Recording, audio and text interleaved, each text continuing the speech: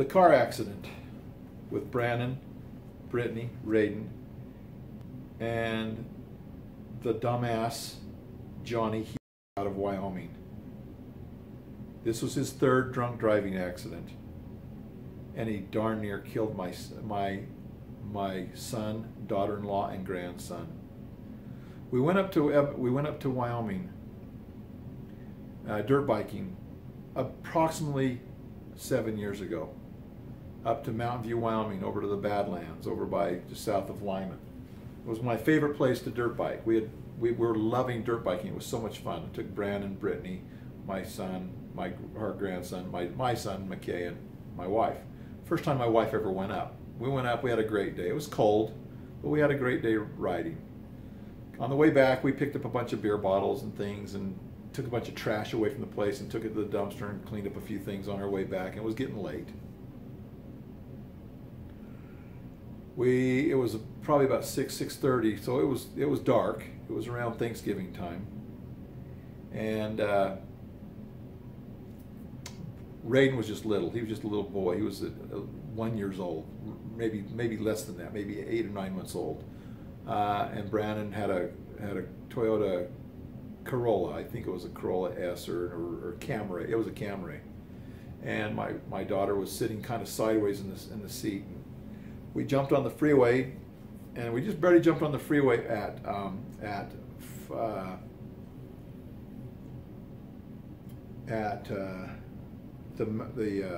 Lyman exit, or the Mountain View exit. We got on there. We were just getting on.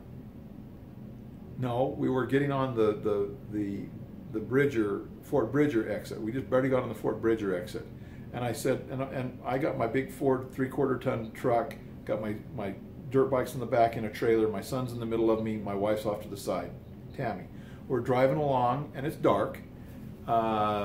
Maybe a half an hour past dark, and we're driving along. I say to my wife, I say, we haven't even driven a mile, not on the freeway for a mile. I says, how did you like today? Give me a rating, 1 to 10. She goes, oh, it was about a 7. We're driving along, and we're just getting up to about 70 miles an hour. Suddenly, I saw from a cop turnaround, those little cop things that you in the middle of the freeway. It looked like a cop was hit that and was flying over that cop turnaround, like flying, like the Dukes of Hazzard. And there was a car or a truck or a vehicle. I thought it was a cop car at first, flying at us. And as I looked, it was a car. My wife said, watch out. It was a truck coming at us. And I turned just in time. I got in the emergency lane because I was in the slow lane. I got in the emergency lane, and he flew past me, almost hit us. If he would have hit us, he would have killed us, because we don't have the same safety gear in it. And then I'm like, oh, what about Brandon, Brittany, and Raiden? He slammed right into them going 70. They were going 70, 65, 70 miles an hour. Head-on crash, smashed into him. And I could just see I could see, I could just see the tremendous accident behind us. And so I'm driving, and my child, my son, my daughter-in-law, my grandson, I thought had just gotten killed behind me. It was a horrible thing. Well, we pulled over. My wife and son, Tammy and McKay, ran back to the scene of the accident. I didn't know what to do because I had my trailer on, so I couldn't back up by the freeway. So I turned down into the weeds on the side of the road, or on the side of the freeway on I-80, and I drove back, and their car was halfway out in the lane of the slow lane, or the slower lane in the freeway. And so I went past them, and I saw Brandon holding Brittany in the weeds. I thought, they're dead. I couldn't believe Brandon was there. I mean, he was alive, holding Brittany in the weeds. And I drove past, and I drove up beyond the wreck, maybe about 50 yards, and I put my lights on and my flashers on, faced it right into the traffic, because I knew if another semi or somebody came through, they would hit that car. It was sitting out in the middle of the, kind of half of the car was out in the middle of the highway, or the freeway. So then I ran out, and I'm like, what can we do? And Brandon was giving Brittany a blessing. I knelt down. We gave Brittany a blessing. I told McKay to get a sleeping bag so we could put her in it and get her warm because it was cold. And and then he went and him and Tammy got Raiden out of the back car seat, and the car was just demolished, just exploded. It was obliterated, or whatever you want to call it, obliterated. Anyway, we got her in a sleeping bag, and I'm just like giving her a blessing. I thought she was dead. I thought she was dead, and I thought they were all dead. But Brandon was kind of beat up, but he was taking care of her, and you could see the airbags had deployed in the Toyota Camry, and they got Raiden out of the back of the car. He was in a car seat, and he was in the car seat backwards, so it was perfect. He had big bruises on his legs and by his crotch where the seatbelt had yanked him up, but he was okay.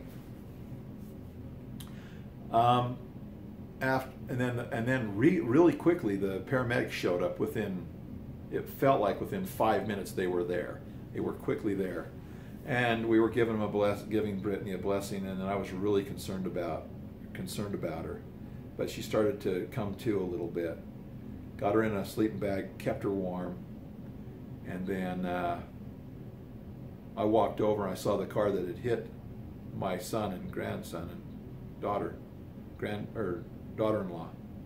And there was a guy laying down by the truck, this big red truck. I don't know if it was a half-ton or three-quarter-ton. It was some kind of a big red truck.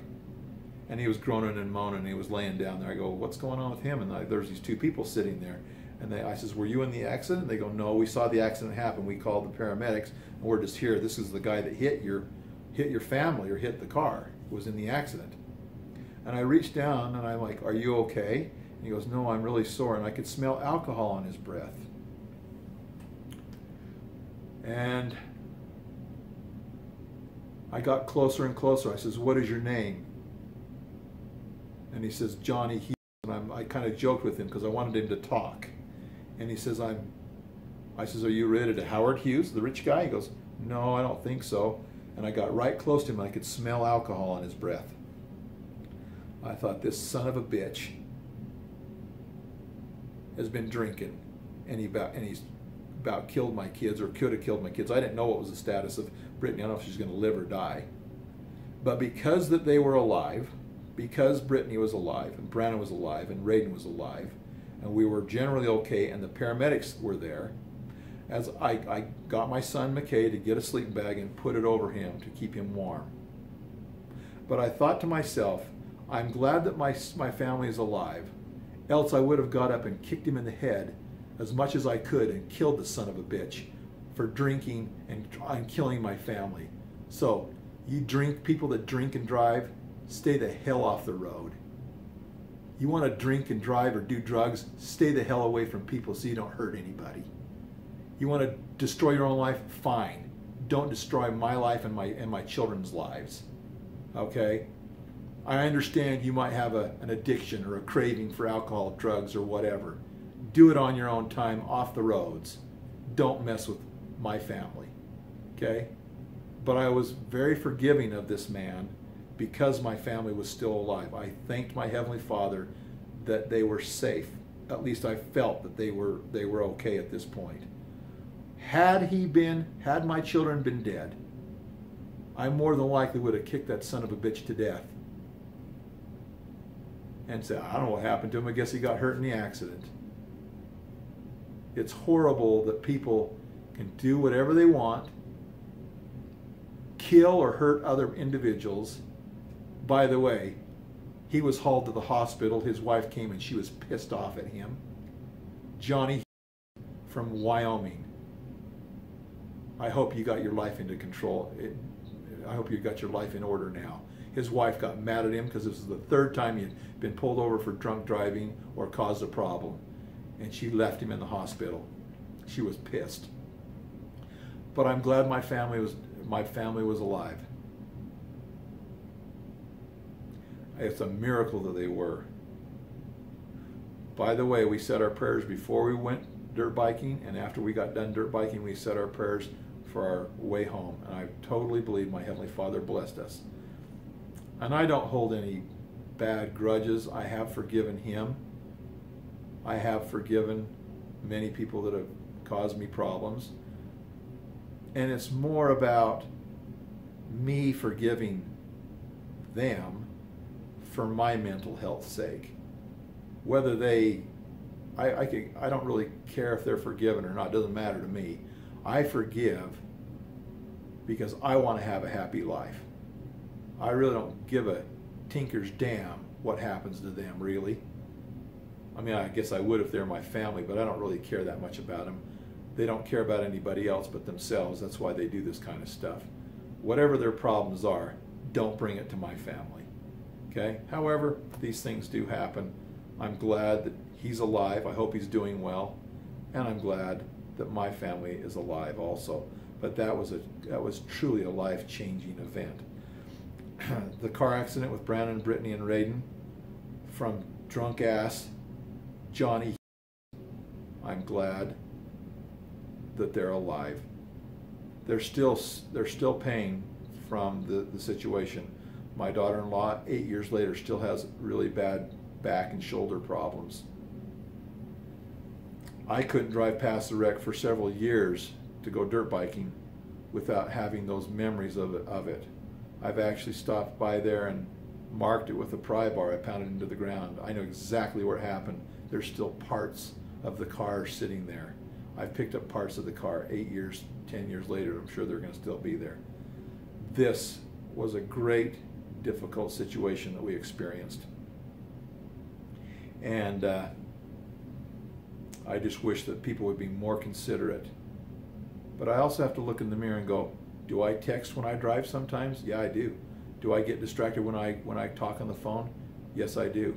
And I need to behave myself and properly stay attentive to when I'm driving. We all have weaknesses. I'm just glad that my family's alive and that Heavenly Father watched over our family and spared them. And I hope this other guy has gotten his life squared away more.